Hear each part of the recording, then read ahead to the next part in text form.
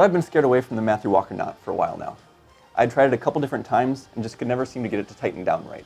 But I decided to give it another go and do it with far less strands than I had been doing. I had been trying an 8-strand, but today I'm going to teach you how to do a 4-strand. And I found out it's not as difficult as I had been making it.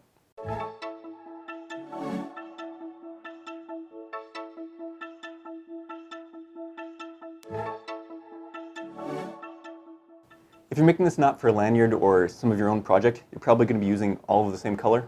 But for demonstration purposes, I'm going to have 4 different colors so we can see what cord is which while we're tying the knot. You don't need a lot to make the knot.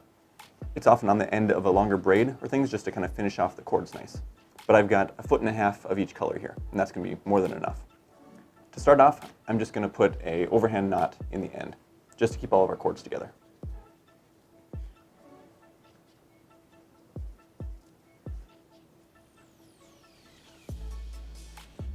It ain't pretty, and that's okay. Next, we're just going to splay out our cords even like this.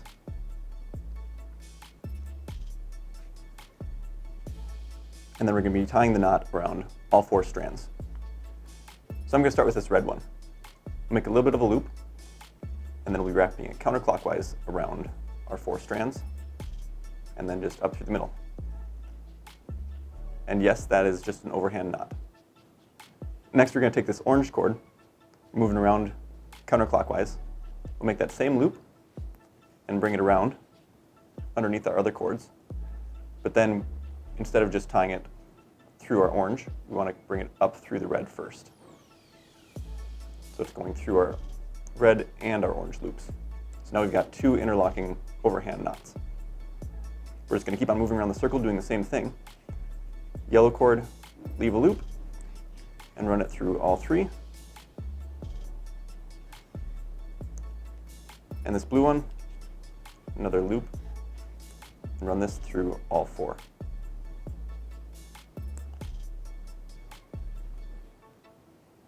If you didn't know why this was a hard knot before, I bet you're understanding now.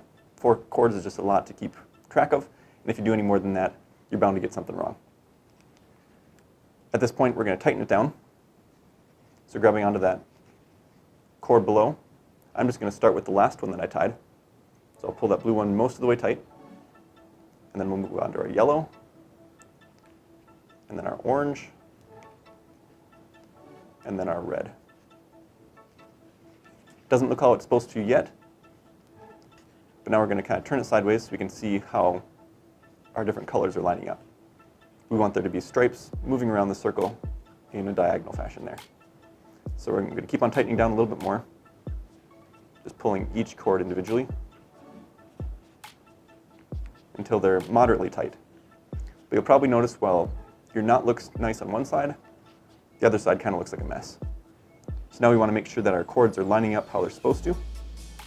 So here we've got our blue, yellow, and orange all nice, but now our red isn't quite how it needs to be. So I'm going to tighten that a little bit more and just arrange it so it falls nicely after our orange. And then same with our blue. Oops.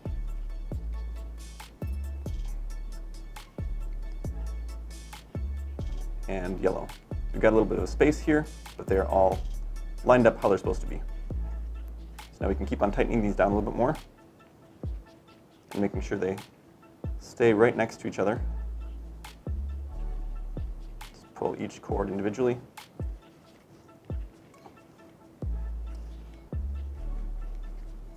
Now we're starting to close up some of those gaps.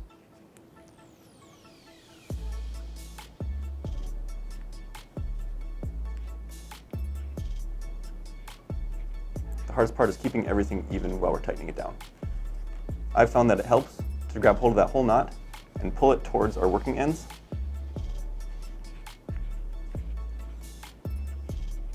And you may want a fid or a knotter's tool marlin spike to kind of play around with these cords to make them all sit nicely. I still have my red a little too far tucked under there, so I'm just going to pull it out with my finger and make it lay nicely how it's supposed to. Another thing you can do with these knots to tighten them down nice and even, you need it more on the bigger knots. The 4-strand, it's looking pretty good how it is. But on a larger one, it actually helps to take a board and roll it against the table. And then it gives it that nice cylindrical shape. But there's our finished knot. This one is far from perfect, but you can see it looks pretty even. All our stripes are going the same direction. All right, let's do this a little bit slower, and I'll give you some tips along the way. We'll just make another one right after our current one. So we're going to put it in our fingers again, splaying out our 4 colors. And to keep the cords together, when we first started, I had you tie an overhand knot in all the cords. Let's just make a really loose one of those.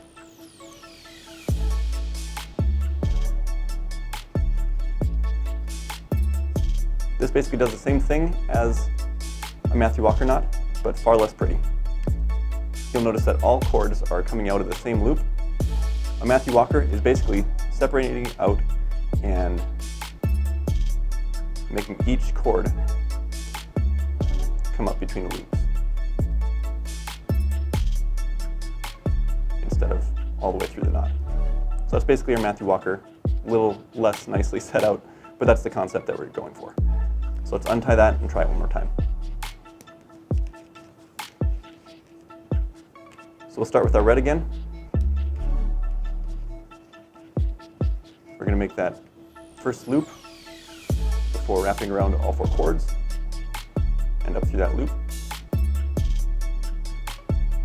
So again, we just have a simple overhand knot around all 4 strands. Then we'll make our interlocking one with our orange next. Making a loop with that one, and then running it underneath our red cord to come up right down there. Through our red loop, through our orange loop, and below our working red end. And then our yellow, same loop, around the bottom and up through all 3. Blue, same loop, make sure it's below your yellow, and then up through all those loops. So laid out flat, it looks like this. I like to tighten the last one I tied first, so I'll just snug that down a little bit, then move on to our yellow, just to get all the slack out of there. You don't want it tight at this point. And then our red. And then, see, it's not looking real great on this side. We just want to make sure that all of our rows line up. So our yellow is way on top of our orange at this point, so we just kind of want to push it back until they're all lined up in a row. Now we can keep on tightening them and closing the gaps in between the rows. So in tying this in different colors, it helps you realize that each loop wraps around itself. So when you have all of the cords being the same color, you can know that this cord is going to tighten this loop that's around it.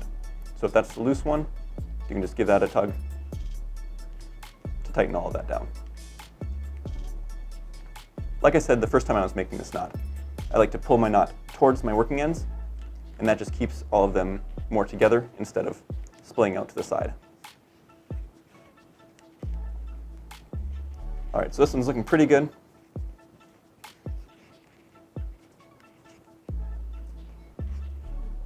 You pretty much can't go too tight on this knot. So if you can still pull, you might as well tighten it down some more. And there we are. So I hope you guys found this tutorial useful and are less scared of the Walker knot as a result. It was fun launching back into this knot. I'm glad I have conquered the 4-strand. I'm ready to move on to some bigger and better things. We hope to use this knot in some tutorials in the future, so definitely stick around and subscribe if you aren't already. Otherwise, thanks for watching, and we'll catch you in the next one.